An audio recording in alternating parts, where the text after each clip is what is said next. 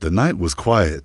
The park nearly empty, just another homeless veteran trying to rest on a cold bench. No one gave him a second glance until one teenager stopped dead in his tracks, his heart pounding. That face, he knew that face, not from the streets, not from some news clip, but from a war textbook. The man curled up under a ragged blanket wasn't just another forgotten soul. He was a legend, a hero, and in that moment, the boy realized the world had made a terrible, unforgivable mistake. What happened next would leave everyone speechless. The air was thick with the kind of silence that only comes when the world has turned its back on someone. The old man on the bench, worn boots, tattered jacket, a face carved deep with exhaustion, shifted slightly in his sleep. Most people walked past without a second glance, just another homeless vet. But then, 17-year-old Jason Mitchell froze, his breath caught in his throat. That face, it was impossible. He'd seen it before, not in person, not in some viral video, but in his U.S. military history textbook, staring back at him from a black and white photo. A legend, a hero, Medal of Honor recipient, the man who single-handedly held off an enemy assault in Fallujah, saving dozens of Marines before vanishing from the public eye. The government had declared him dead. His family had buried an empty casket, and yet here he was alive, forgotten, sleeping on a park bench like he was nobody. Jason's hands trembled as he pulled out his phone. He had to document this, had to prove it. But before he could snap a picture, the old Marine's eyes snapped open, sharp, alert, like a soldier who'd spent years never truly sleeping. "You recognize me, don't you, kid?" The voice was gravelly, yet it carried power, the kind that sent chills down Jason's spine. This wasn't just some down-on-his-luck veteran. This was a man who had been erased. And what Jason would uncover next would shatter everything he thought he knew about heroism, betrayal, and the cost of war. Because Sergeant Carter hadn't just been forgotten by history, he'd been silenced. Jason's pulse pounded in his ears as he stared into the Marine's weary but piercing eyes. "You're Sergeant Elijah Carter," he whispered, half convinced he was hallucinating. "They said you died. There's a memorial for you at Camp Lejeune." A bitter smirk twisted Carter's lips. "Yeah. Real convenient, ain't it?" He sat up slowly, wincing as old injuries protested. "They gave me a medal with one hand and a knife in the back with the other." Jason's mind raced. This wasn't just a case of a fallen hero slipping through the cracks. This was something darker. "What happened to you?" Carter's gaze flicked around the park before settling back on Jason. "You really want to know, kid? It ain't some bedtime story."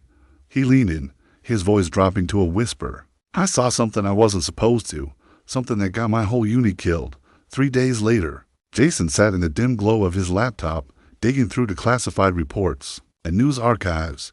The official record said Carter's squad was ambushed in 2007, no survivors. But Jason had found a discrepancy. A local journalist in Iraq had filed a report about U.S. forces recovering bodies, with one missing, Sergeant Carter's then. Buried in an old forum thread, a comment from a deleted account. They lied about Fallujah. Carter knew. They made him disappear.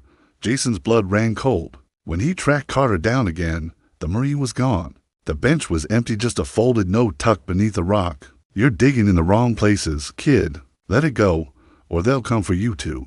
But Jason couldn't. Not now. Because the deeper he looked, the more the pieces fit together. A high-ranking officer now in politics had been in command that day. A defense contractor linked to the ambush had since made billions. The journalists who asked questions had accidentally died within a year of each other. And then, the final clue, a faded photo from Carter's old squad. Jason zoomed in on a figure in the background. The same officer, shaking hands with the enemy. Jason uploaded everything, the documents, the photo, his video of Carter, to a secure server. He sent it to every major news outlet with one subject line: "They buried a hero alive. Here's the proof." Within hours, his phone buzzed with unknown calls. His laptop glitched, then went black. Outside his window, a car with no plates idled, a long dot, and then a knock at his door. Jason's breath hitched. Had they found him?